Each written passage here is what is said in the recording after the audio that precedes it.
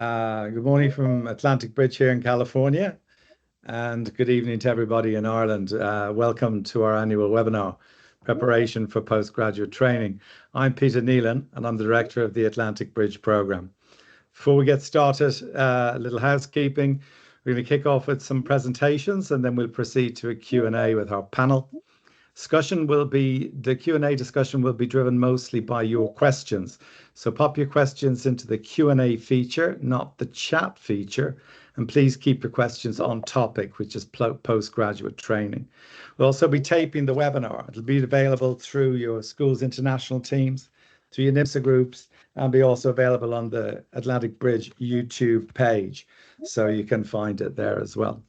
I'm pleased to introduce our presenters today. Once again, we have Professor Des Ledden, medical graduate, Trinity College. Des has spent most of his career in Canada, Professor of Medicine at Dalhousie for over 30 years, during which time Des was involved with DAL's residency programs, also chaired the exam board of the Royal College in Canada.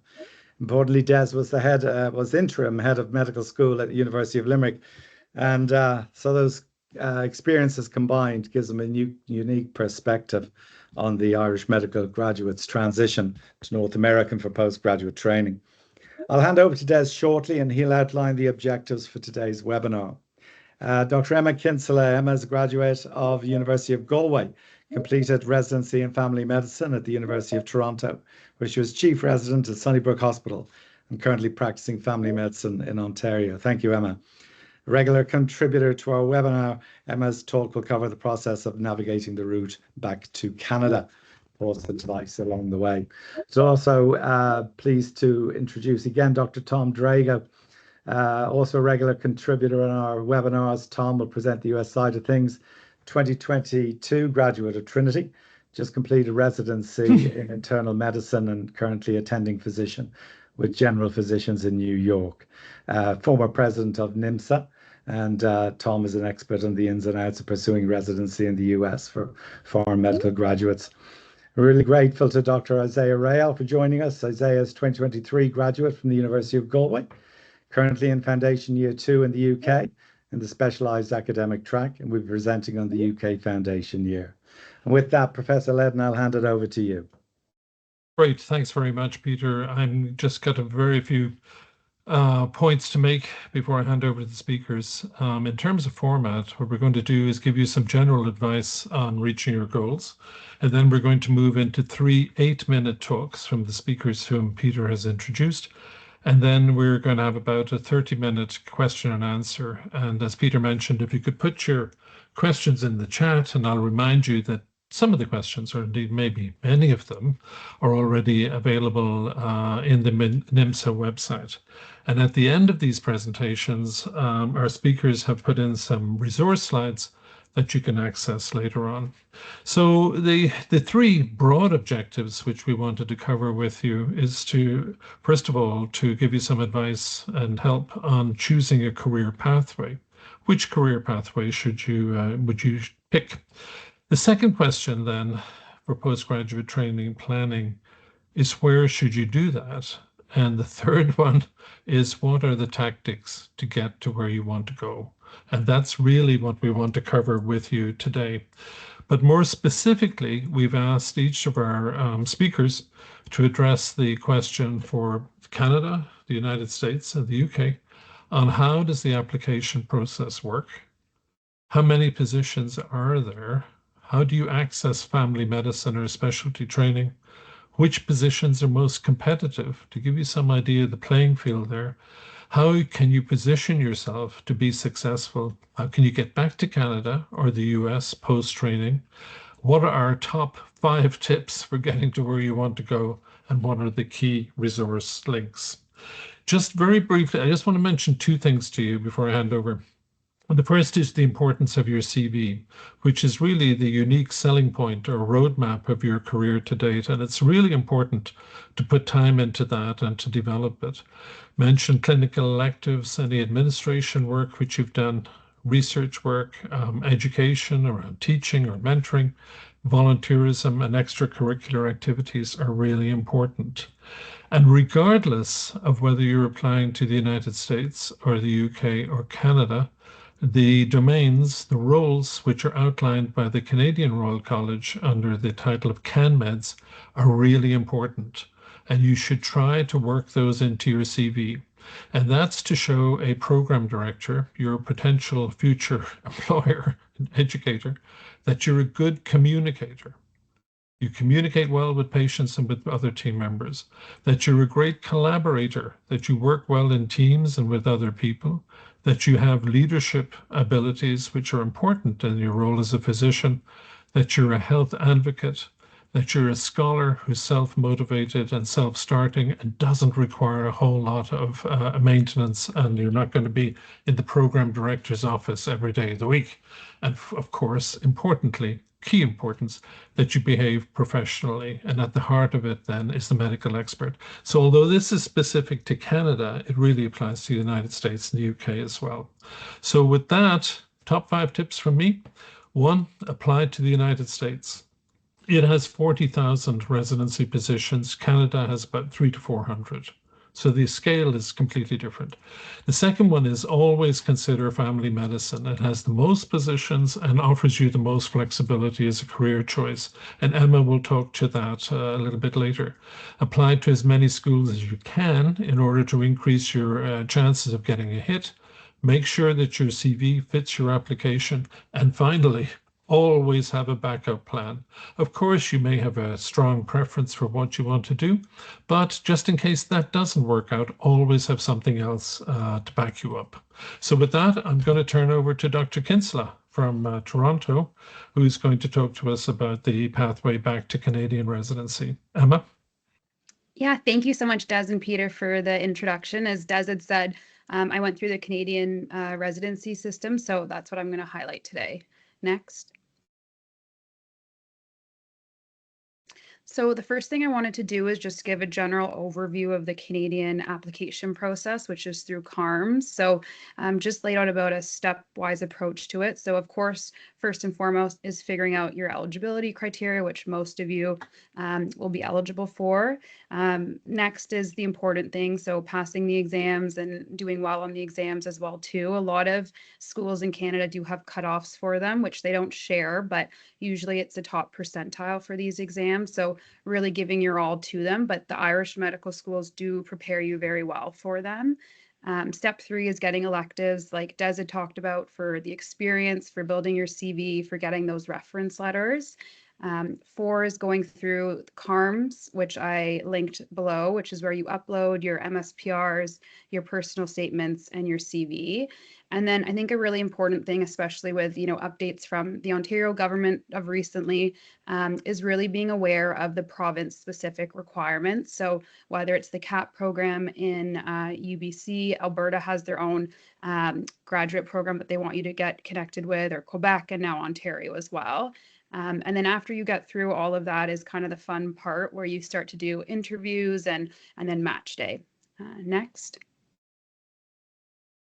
So I just wanted to highlight the CARMS website. Sometimes it can be a bit difficult. It's not the most user-friendly. So something to really look at are the different spots that are available just to get an idea for it. So if you go to the CARMS website, then click on the match, then R1, which is the first iteration, to the program descriptions. You can have a look through at all the different programs that you can apply to.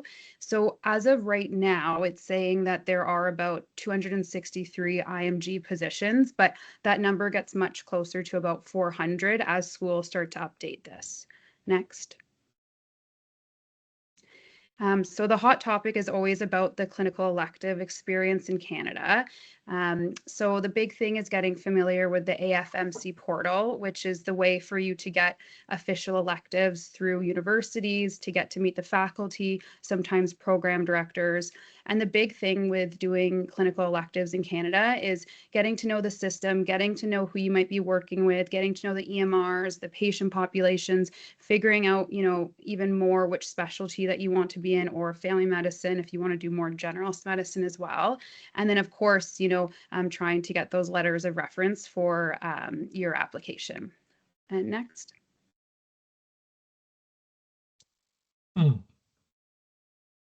Sorry, Emma. There. No, it's all good. Okay, perfect. So I did want to highlight, because I know these talks can be really heavy, but I wanted to show something that's quite positive. So last year's match results for the IMGs. So if you look in the first chart, it says the first iteration. And on the left-hand column, you have the CMGs, who you can see was about a 93% match rate. And then down the IMGs was about a 77.2% match rate for the current year graduates, which really is a great number. And you can see even for previous year graduates, the number was about 43.2%, which is kind of on par, I'd say, with what it is most years, but really great to see the 77%. Okay, next. And then Des had talked about family medicine is something obviously near and dear to my heart. It's what I've been practicing for the past 2 years, and prior to that was in residency at the University of Toronto. It really is a fantastic career and something that we wanted to highlight about. So the first thing I wanted to kind of draw everyone's attention to was just looking at kind of the sheer number of positions that are offered in family medicine. So if you can see in the left-hand chart, the blue columns are the family medicine positions. So, you know, every year they're quite a bit more than the other specialties and surgical specialties. And then you can see in the green is internal medicine, orange is good.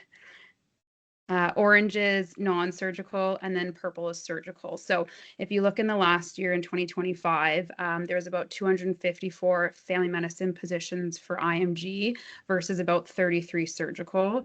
Now, obviously, if you want to go into surgery, absolutely, this is not to deter you at all. I just really wanted to highlight kind of the depth of positions for family medicine. And in the right-hand chart, this was family medicine positions overall for both IMG and CMGs. And the number of positions that were filled. So I just wanted to kind of show the sheer volume of positions. Next. And then the other thing, honestly, was quite new to me. So I didn't really learn much about the +1 training until I was actually a resident at the University of Toronto. I kind of thought that once you graduated family medicine residency, you were working in a clinic 9 to 5, like the typical what you would see with your family doctors. But it really did show me in residency, it's quite a diverse career. So getting into the residency is step one, but then after that, the opportunities are really endless. So after doing a 2-year family medicine residency, you have the option of doing enhanced skills training.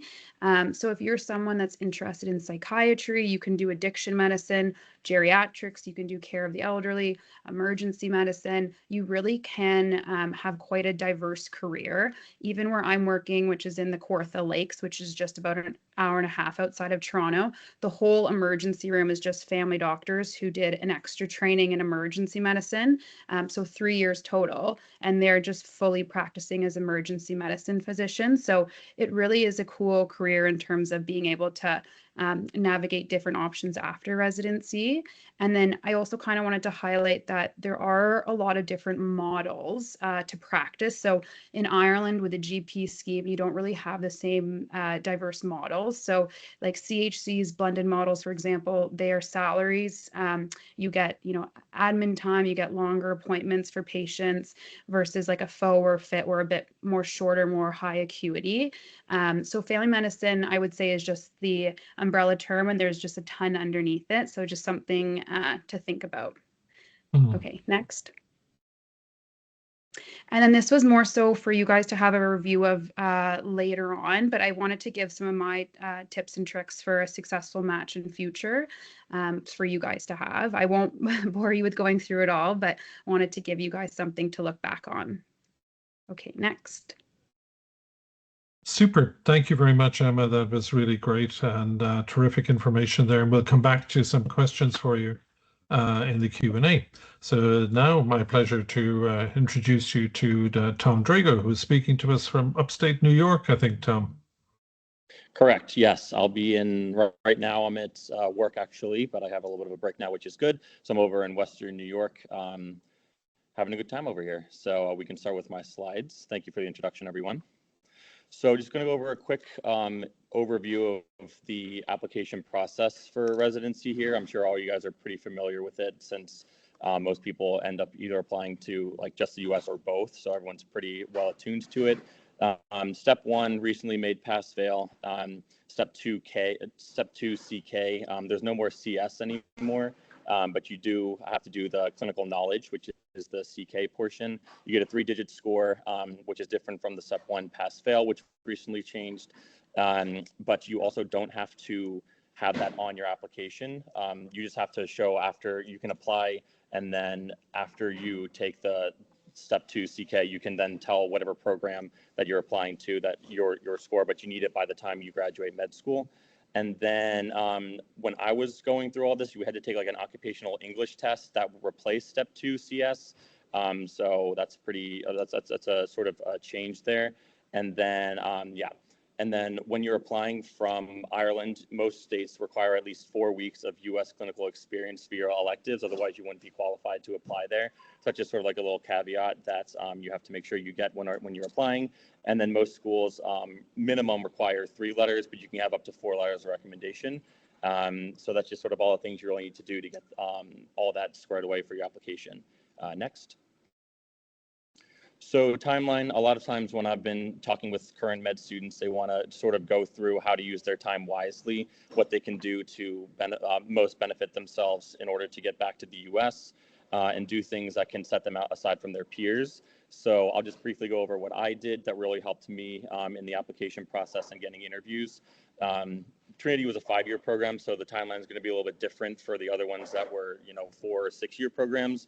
But if you're preclinical years, you don't really have to, you can't really do any sort of actual formal electives because you don't have your required electives or your rotations such as OB, surgery, medicine, all that. So you could just, in your preclinical years, it's good just to get some experience with people you can have at home, or you can apply for things or just reach out to people back in the US to get some positions at different places.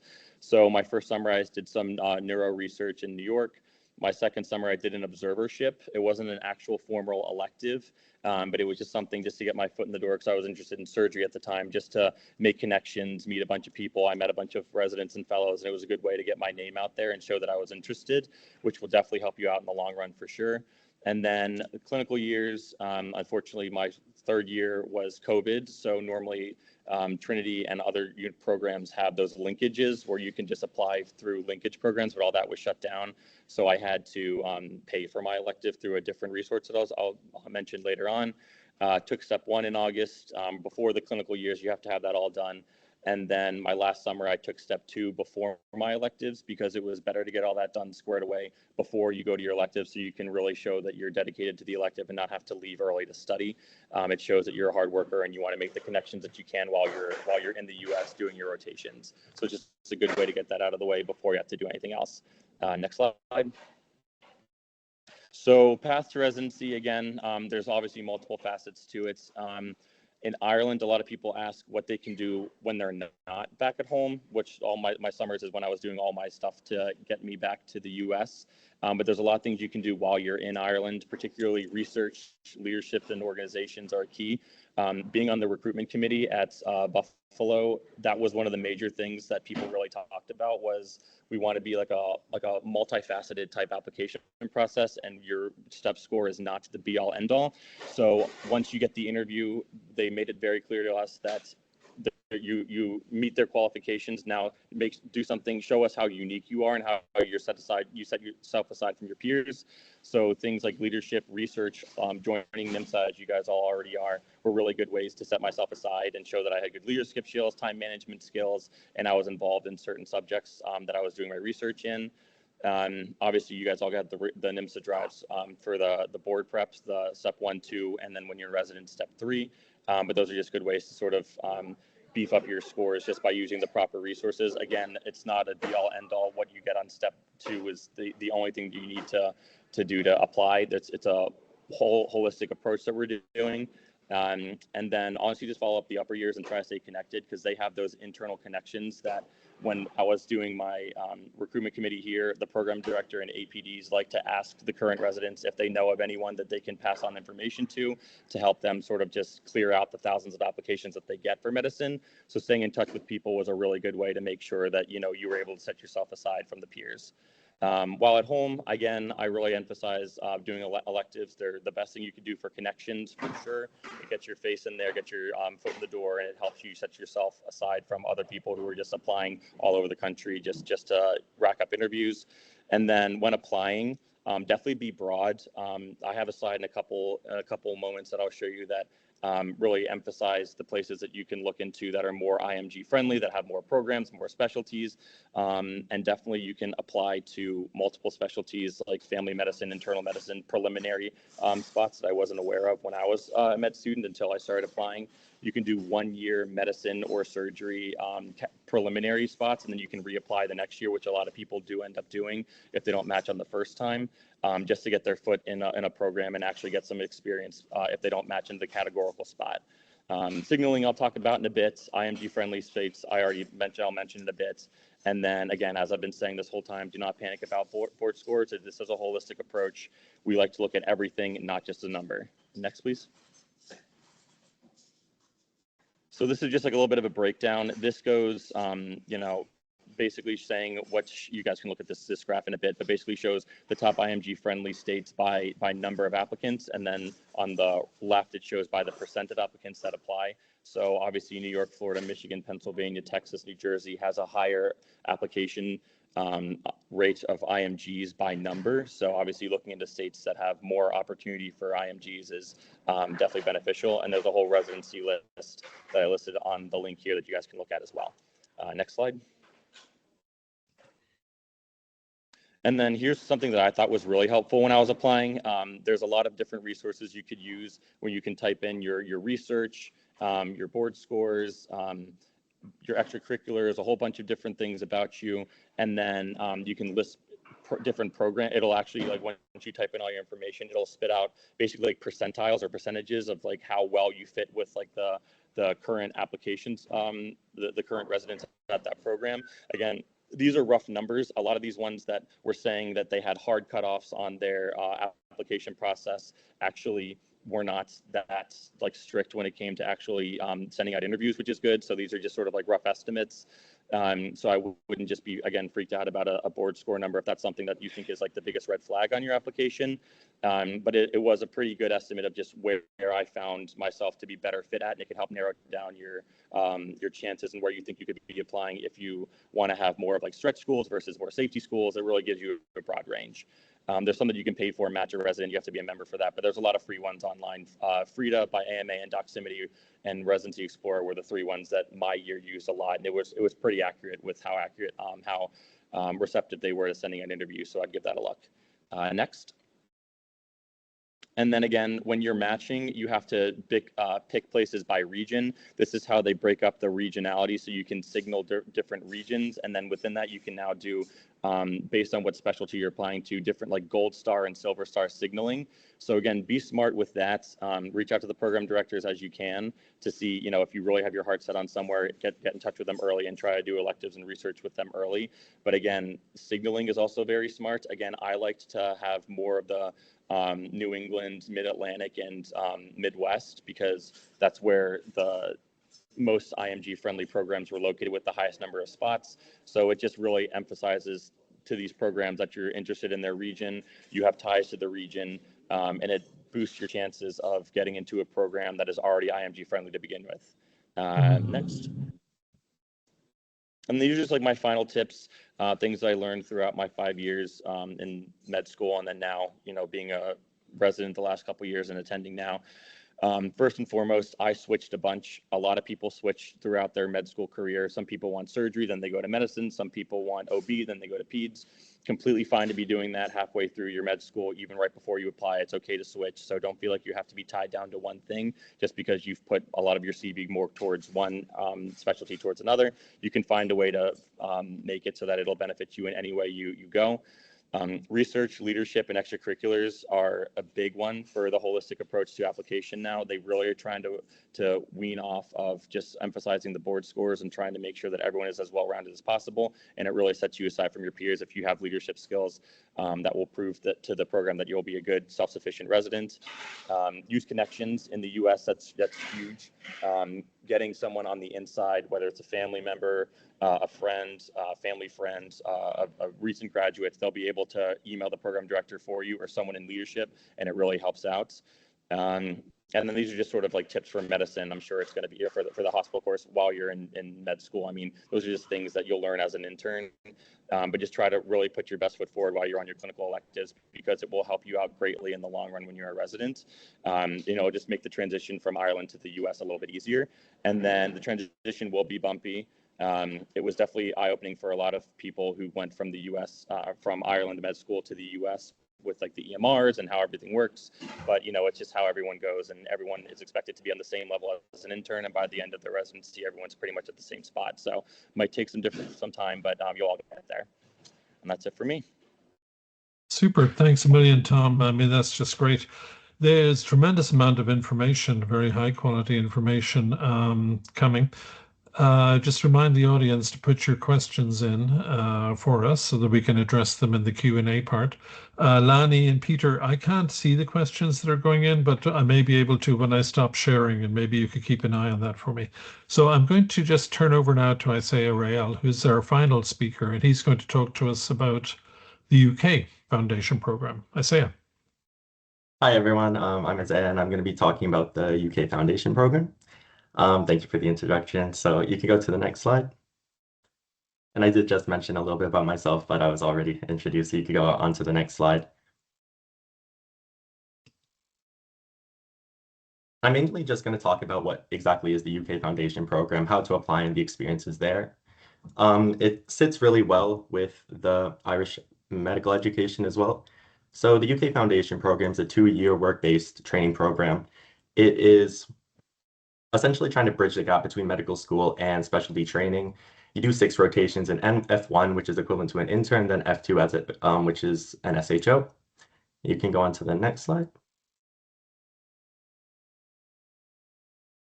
I just mentioned some reasons to apply. So I did meet a lot of other Irish graduates, as well as UK graduates that are from Canada and the US, and they used it to get further clinical experience and then explore different medical specialties as well, and use time to build portfolios. And then subsequently, they ended up applying to the UK and the US and Canada as well. So next slide. Oops, sorry. Sorry, Isaiah. There we go. No worries. So in terms of the application process, everything is done on Oriel, which is the online medical training application system. This is also how you end up applying to specialty training as well. And then they do have a nice section which clearly explains how to apply. At stage 1, we do the eligibility route because we'll be considered IMGs. And then, but since the Irish medical degree is considered equivalent to the UK medical degree, there's no further licenses exams. If you search, you won't have to do the PLAB exam. You won't have to do the UK MLA, but you will have to do the prescribing safety assessment. I wasn't able to find the actual set spots for IMGs, but there are 3 pathways that you can apply to, which are everyone will be able to apply to as well, which is the general foundation program, the academic foundation program, which is what I ended up doing, which you could do in research, teaching, and then leadership. And then there's the foundation priority program, which is to serve underserved areas of the UK. Next slide. So I did want to mention just what the different foundations will, because that information was something that I wasn't really aware of, and the different regions you'd actually be able to apply to in the UK. Mainly people from the Irish medical system, from my experience, they mainly applied to Scotland and Northern Ireland.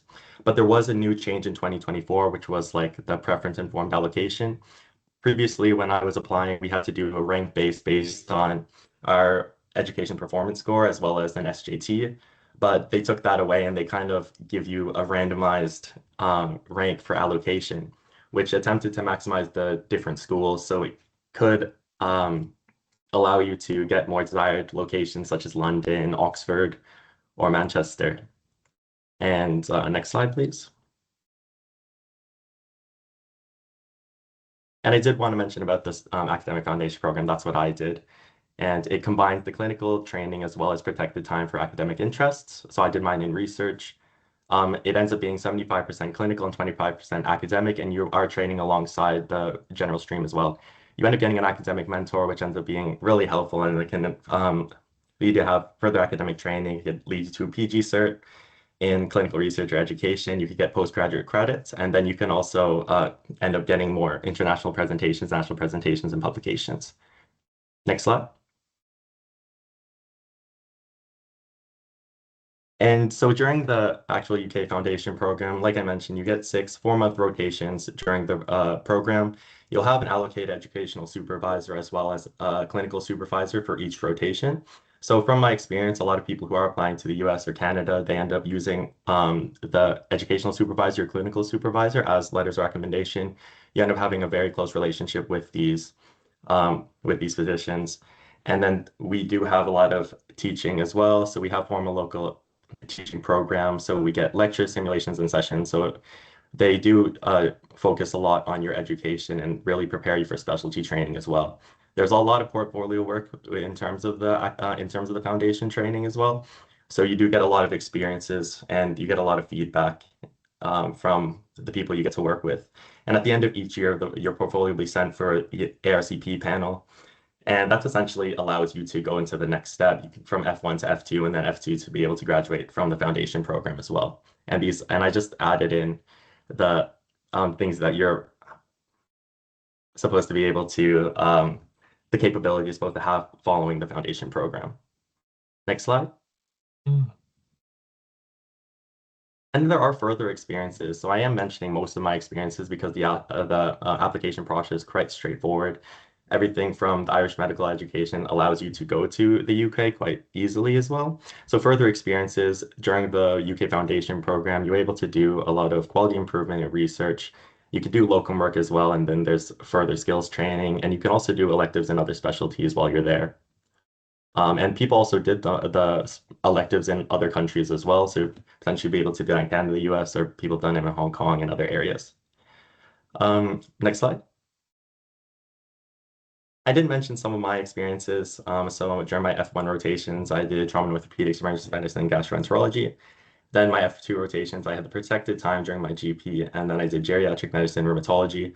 Most of the medicine on calls are in AMU, in the acute medical unit. And then we had formal teaching sessions every second Tuesday.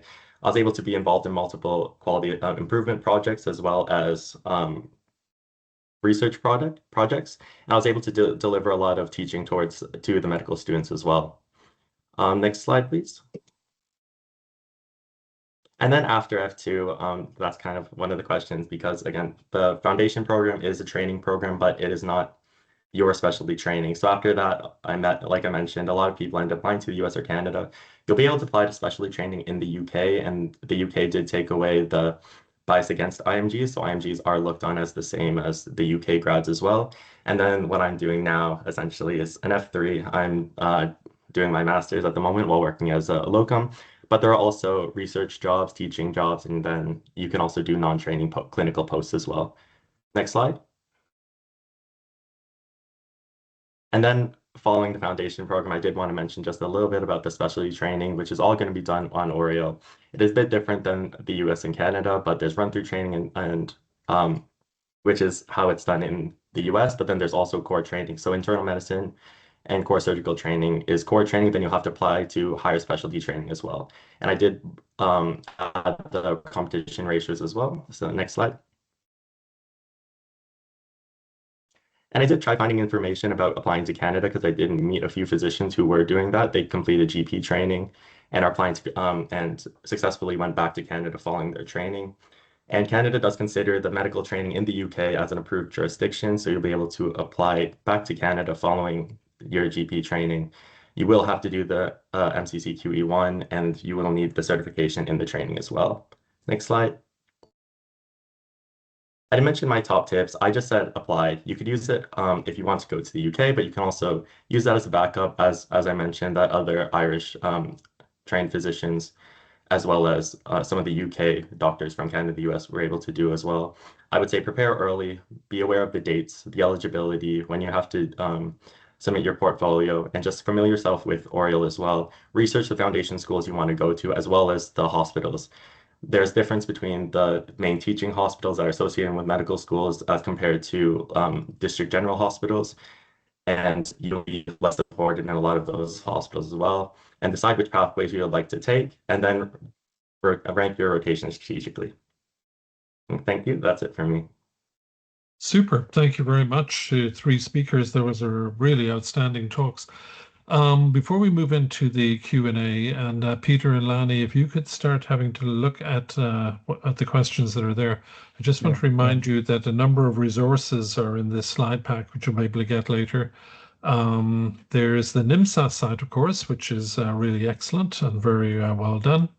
And we've got, Isaiah has put in some key information about the UK, which you'll find here, and really good sites to explore. And more on the UK here. The Canadian matching service from Emma. And these sites are incredibly helpful, especially CARMS, in terms of figuring out what you need to do and where the most competitive programs are. And then Ireland, there's a bit about the Irish intern year, which you can check out, because that certainly is an option. It's not available to all IMGs studying in Ireland, but many certainly would be able to avail of that. So Peter, I'm going to stop sharing now, and we can move everyone to the panel side. If we can do that, and Emma and Tom and Isaiah, if you can open up your video there, that would be great. And Peter, while you're getting organized, maybe Emma, I could pitch a question to you. I understand there's been a change to the requirements for residency in Ontario lately. Do you know about that? And can you speak to what the effect might be?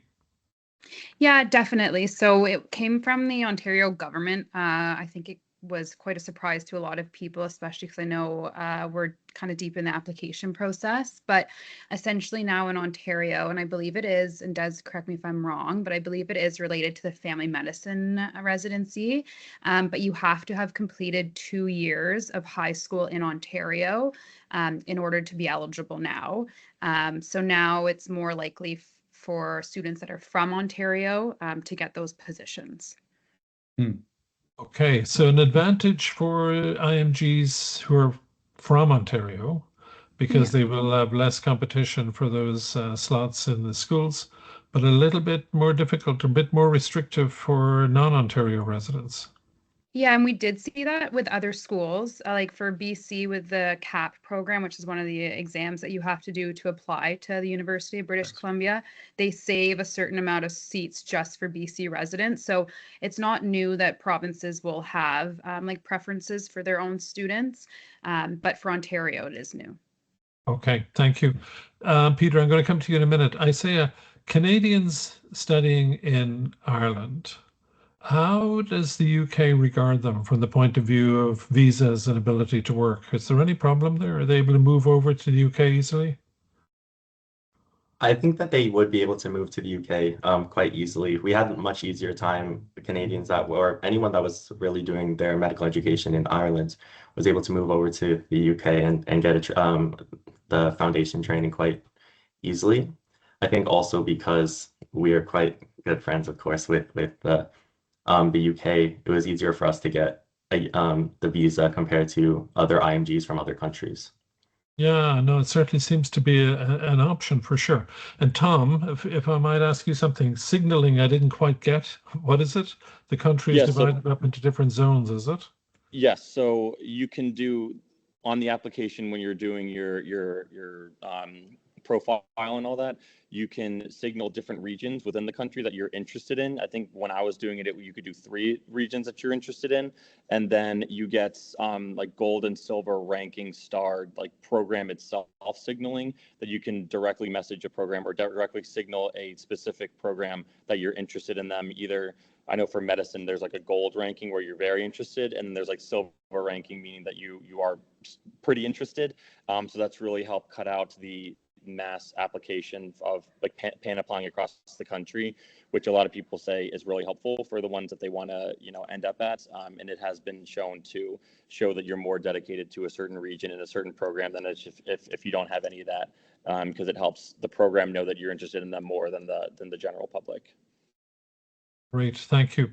Peter, are you seeing any questions in the Q&A there you'd like to pitch? Yeah, as Matthew has a very good question here regarding the internship year and whether it's useful to an application for residency in the US, but I think it would apply to Canada as well. And it's a question that comes up really every year. And Tom, what's your take on that? Completing the internship in Ireland, does that make you a stronger candidate? I believe so. I mean, when I was an intern, there were a couple people who were from Limerick. One was doing family med and one was doing neuro, and they had both done like their intern year in Ireland, and they came in a lot more equipped with hands-on skills. They knew the medicine better than the general, just regular interns who didn't do anything the year before. A lot of people think that, if you don't apply right out of med school, that hurts your chances. But when I talked to them about it more, because obviously I said I was from Trinity, they said that they didn't run into any problems at all. One was Canadian and one was Irish, so neither of them were US students. And they said they had no difficulty applying, getting interviews. They both ranked Buffalo pretty highly, and they couples matched in here. So it worked out for them, and they were on top of the game. They were definitely some of the better interns when we started off. So any extra experience you can get, it's not going to hinder you at all. Yeah, so probably an advantage. Emma, similar in Canada? Yes, I definitely agree. I definitely learned from them quite a bit when I was a resident starting out. And I agree, like the more experience, like hands-on clinical experience that you can get, the better you are for residency. Yeah, that kind of segues a little bit into the foundation program, doesn't it, Des? We had some conversations there recently. So whether you get credit for the work done in the foundation program in Canada, and I think you came up with something on that, Emma. Yeah, so I remember when I was in residency that there would be some students that I was with, whether it was like in GIM, so general internal medicine, on those clinical rotations, they would, instead of having to do the required 4 weeks, they might have to do 2 weeks. And the reason was because they had done training elsewhere, so like internship or et cetera, and it was able to go towards their residency.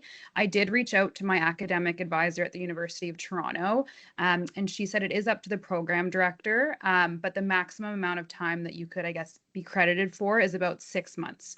But that can go quite a long way. That's quite significant. Yes. Peter, just while you're gathering another question there, I want to pitch something to Emma. Emma, what would you say is the main difference between practicing family medicine in Ireland and in Canada? Are they the same? Are they the same discipline?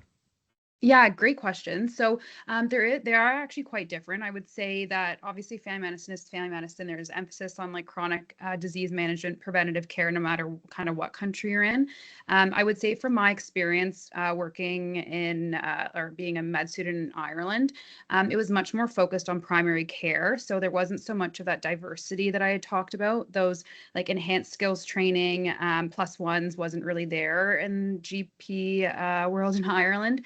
So much less common. And then the other thing, sorry to give 2 points, but the other thing is residency is only 2 years in Canada. In Ireland, it's quite a bit more. So you would have your intern year, then I believe it's like 2 years as an SHO, and then 2 years in the GP scheme. So it's about 5 years total, which I think is a big point as well. Okay, super. Peter. Yeah, so there's a question from Stella. What's the benefit, or is there any difference between having university affiliated versus non-university affiliated electives from an application perspective, an application for a residency?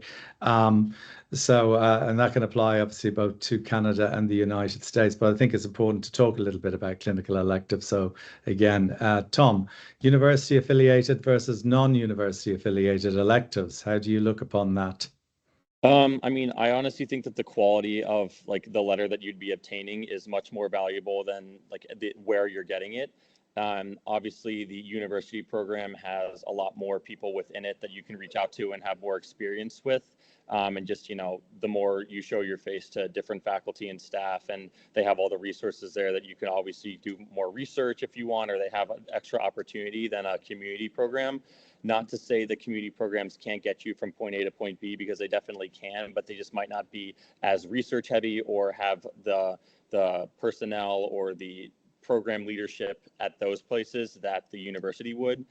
which might make it more difficult to reach out or show your face to the program leadership there or get research if you're looking for it. So in that aspect, university programs might be a little bit more advantageous for you. But if you do end up getting a good letter from someone from a community hospital, it will go longer and further for you if it's more meaningful than if you just get someone who just doesn't really know much about you at a university program, who's just writing more like a generic letter and won't be able to vouch for you on the inside. So you'd be surprised at where the community people know within the university systems, and they might be able to vouch for you internally as well. So I wouldn't, if you have connections, go where you have the strongest connection. Okay, and I suppose it's probably much the same in Canada, Emma. So in terms of Canada, from like my experiences, there definitely is a push to get more of the affiliated ones through the AFMC portal. I know that CARMS was also not recognizing ones that weren't affiliated for a period of time too. The problem is that the AFMC portal can be quite difficult, like a lot of lotteries to get those clinical electives as well. So I would say, like, I know there were some questions about it as well too, like if you're not able to get Canadian reference letters, like getting them from Ireland, etc. Like if you have to, obviously, to get your 3, definitely go for it. But to get like an affiliated letter of reference for Canada, it's a bit more, I would say, important in Canada right now. Okay. Yeah, thank you. I have a question for you. You mentioned 3 foundation pathways. I was familiar with 2 of them, which is the core one and the academic one. Can you talk a little bit about the third one, the underserviced areas? Or I wasn't familiar with that. Yeah, so that's another pathway that you can also do. It's called the Foundation Priority Pathway. I believe that's what it's called. But essentially, there are like underserved areas in the UK. My hospital actually ended up being one of them, and then there was in Scotland and Northern Ireland as well. And they have it's a separate application that you'll have to do on Oriel, but it's just essentially gets you a job in the UK. It's the places that are needed, and you'll be able to rank your specialties in the same way. And if you apply, it'll just higher your chances of going. But it's mainly underserved areas. I'm not too sure if it'll be mainly district general hospitals where there'll be potentially like less support from consultants and registrars and different more senior doctors, but it is definitely a viable pathway to do if you're applying to the UK. Yeah, but I say, if I understand it correctly, I mean, apart from being a good citizen, which is important, I mean, you're taking a bit of a hit here, aren't you? You're going to areas that are underserviced and maybe under-resourced. Are you saying the advantage of that trade-off is that you're more likely to get a position? I think I'm not too, I myself didn't apply to this position, but I do know in some of the underserved areas, you do get more of a bonus to go to. I remember that in some of the regions closer to where I am as well, that if you were doing, say, GP training there, but I haven't met anyone on the FPP. If you were doing GP training, I think they offered you a signing bonus as well for like, I think it was established quite a lot of money actually, but I'm not too familiar with it because I myself didn't apply to the priority program. So not only may you get a job, but you'll get paid extra for taking the job. Exactly. Yeah, that's not a bad deal. Peter, I'm going to turn it back to you for the next question. But before we do that, I should mention to people, if we don't get to the questions in the Q&A, we will address them later on, and they'll probably end up posted on the NIMSA website. Yeah, Peter, next one's with you. Yeah, nimsa.ie website. Glad you brought that up, Des. There's quite a trough of Q&As on there from FAQs from previous webinars. Just a question for Isaiah. We were talking about letters of reference. What is the blend, the optimal blend of letters for the foundation program? What's the requirement there? What's that look like? So in terms of the reference letters, I got all mine from, I believe I did 2 from Ireland and 1 from the UK, although the one from the UK was a research reference letter. So I think in terms of because Ireland and the UK are like quite close to each other, and that the training systems and the medical systems are quite familiar with each other, then they do recognize the Irish letters of Okay. recommendation So as well. And similar there is to North quite America. a similar system as well. Yeah. Yeah. Ronwan's got a question here about what kind of experience can we seek out to boost the leadership part of our applications. And Tom, when you were answering a question earlier there, you mentioned the word research about a half dozen times. And I know that tends to come up. What are your thoughts on that, on research and leadership experience, research experience? How important is research and leadership in that application? I mean, I definitely think it's something that a lot of people tend to overlook, especially if they're comfortable with their board scores and think that they have enough on their CV to just sort of get them to where they need to go. But especially if you have a score that you're not too happy with, or you want to make sure that you're rounding out your application as fully as possible, leadership and research by far are things that most anyone has the power to just seek out themselves and really put the ball on their court with that to make their CV a lot better. I was my first year at Trinity. One of my behavioral developments professors asked me if I wanted to join his research group. And since then, I had been, presenting across all of Europe, a bunch of symposiums in Ireland. We had a textbook chapter, all that stuff that really sets you aside. And then when you're in your interview, you can talk about that for ages, and they love to hear how involved you are. And it really makes you more valuable of an applicant, because they know that you'll be able to continue that research into their residency program. They'll know that you have good time management, that you're able to bring a lot of value to the program, and it makes you a little bit more desirable. So that, and then getting involved with anything with NIMSA, 100%. Classic CV building, right? And even more reason to get involved with NIMSA. And Emma, probably similar in Canada, I'd say. Sorry, Emma, please. No, go ahead, Des. I was honestly gonna shout out to you because you had brought up the CanMed model, and one of them is leader. So it's obviously a big part of the Canadian medical system, and there's a pretty good chance you're going to be asked about it in interviews because they love the CanMed model. So definitely having a well-rounded CV, but definitely leadership, et cetera, is really important. The CanMeds, I mean, regardless of whether it's Canada or the US or the UK, those kind of roles and domains are applicable. If you're a program director in the United States or the UK, you're looking for people who are collaborators and communicators and leaders and advocates. It's the same traits that you're looking for. So the CanMeds applies to all. And it's not a bad idea to build your CV around that. Emma, there's a strategic thinker here. We're talking about tactics, and I think she, I won't say which, is wondering what the effect would be if you go into family medicine and then you jump to a specialty. How would that work out? Yes, that's a great question. So it can be a bit of a tough one. So I know sometimes people do say in Canada, if you get into a residency and you don't like it, you can switch.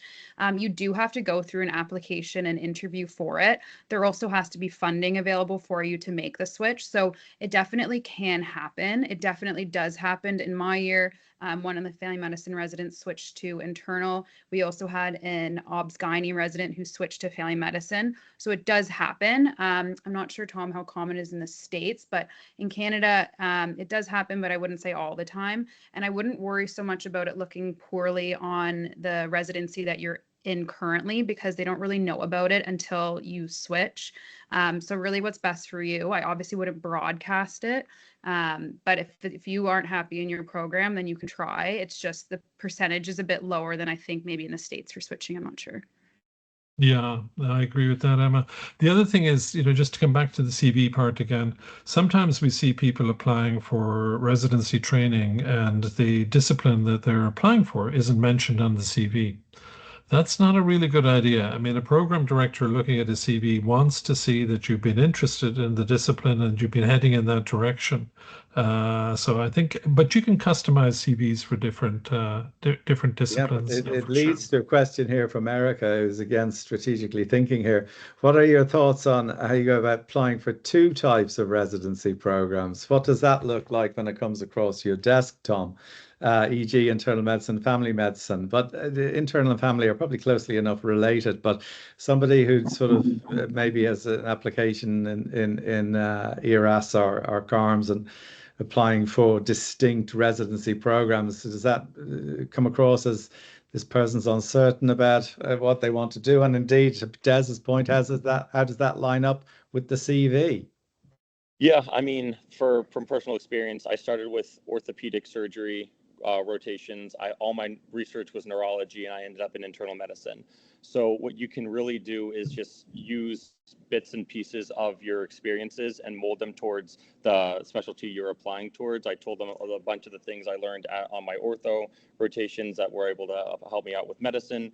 I talked about how a bunch of my neuro research was applicable to things that we see day to day in primary care in medicine. So it's the way you frame it, and you frame your experiences to funnel towards whatever pathway you want. My CV was sort of all over the place, and I was sort of didn't really know what I wanted until a couple months before I applied. And I don't think it hindered my application at all. If anything, it just shows that you're very open to new things and really willing to just go the extra mile in multiple different fields to just test what you like. And it's good that you're able to learn from those experiences and come down to simmer down to the point that you like what you are applying to so much that that's what you picked, and here's why. So I wouldn't say it's you're being indecisive. You're just testing the waters and being curious and showing that you're driven in multiple different ways. Right. And tied into that, Stephanie is asking, apologies, would you advise reaching out personally to programs before applying for US electives? And how does that come across? Is that a positive thing? I know in the application process, we like to sort of keep a little bit of a distance from the students. Mm-hmm. I mean, obviously the program directors, every time the match opens up, I'd ask my PD like how many emails they get a day, and they say it's hundreds from different applicants and things. So what I think would be more beneficial in that sense is to get your foot in the door early in your preclinical years. Try to meet as many people as you can beforehand, so it's not like you're messaging the program director or one of the APDs right when the applications open up, just because then you're going to be funneled in on just backed up with all the emails they're getting all the time. So having someone at your, who you can contact well before you even apply and sort of easing that door for you is much better for you than just emailing the program director the second the application opens up, which is why electives and connections are huge in the US. Super, thank you. So listen, we're 4 minutes to the hour. So Peter, I think what we'll do is just run around each of the speakers and ask them for any final words, any final thoughts. And maybe we can ask them, Peter, if they knew now what they should have known then, what would they do differently? Isaiah, start with you. Any final thoughts for us? Any words of wisdom you want to share with the audience? I'd just say apply. Even if you're focused on going to the US or Canada, you can use it as a backup if you want to stay in Europe or the UK. Definitely apply. It's free to apply, and you'll most likely be eligible to apply as well. Things that maybe I'm not sure if there's anything I would do differently at the moment that I can think of, but I would definitely use the time wisely, learn medicine, enjoy your time in Ireland. Yeah, that's good advice. I mean, the part about enjoy, I say I like. Yeah. It's the journey, not the destination, after all. I'm totally on side with that. Tom, what about you? Yeah, I mean, I would just say just pearls of wisdom is just do as much as you can, see as much as you can, really learn what you like most about medicine and try, multiple different things. Something will eventually stick and you'll find your passion with that. But again, don't be afraid to flip-flop, and it's not always just one solid road that gets to point A to point B without any bumps, because there are bumps, and don't worry, that it happens to everyone. And then just make the connections, get your leadership, just do whatever you can to better yourself as best as possible so that you become the most desirable applicant. And something that I wish I knew then that I know now, just by being on the recruitment committee for the last couple of years at UB, is that, again, it's a holistic approach. Do not just bog yourself down on just one board score or one exam score or one test score, because that will really eat away at you, and then that will prevent you from doing more to better your CV. And if you're worried about something, just A, don't worry about it, and B, do whatever else you can to make that red flag just sort of covered up with everything else that you can do, to show that you're motivated and dedicated, and you're willing to go whatever length you can to overcome whatever you need to do. Super, thanks, Tom. Emma, what would you do differently? Words of wisdom. Yeah, my words of wisdom would definitely be, I mean, to echo also what Isaiah and Tom were saying. So taking everything as best you can is a bit of a learning experience. Like, don't be afraid of hearing the word no. If you get a geriatrics rotation and you wanted family medicine, just think about how you can learn in geriatrics. It's very relevant. My takeaway, though, I would say I went back for a wedding this summer. And it was my first time being back, and it was the first time I did like a drive through the country in Ireland. So I really regret, I think, not really enjoying the moments of living in Ireland. Like, how incredible is that? So really to enjoy where you are, your scenery, the people you get to meet, and all the experiences you get. Super. Thanks, Emma. Peter, I'm going to hand it back to you to close out, but Okay. let me thank Tom and Isaiah and Emma. Really fantastic talks. And you've been there. You trained in Ireland, and you've made the transition back to North America or the United Kingdom, and your experience is enormously valuable. And thank you very much. Peter, back to you. Yeah, thanks to presenters. Thanks, Des, for all your assistance putting this together. For Lainey and V in the background, helping us in the Atlantic Bridge to put this together. Thank you all so much. We'll go through the questions here in the Q&A and pop the answers into the nimsa.ie website. And you can get a copy of this webinar on the AB YouTube, the Atlantic Bridge YouTube channel, and also be shared with the NIMSA societies and the international teams in your university. So with that, thanks everybody and good day. Thank you. Bye-bye. Thanks, Emma, Tom, Isaiah. See you. Bye.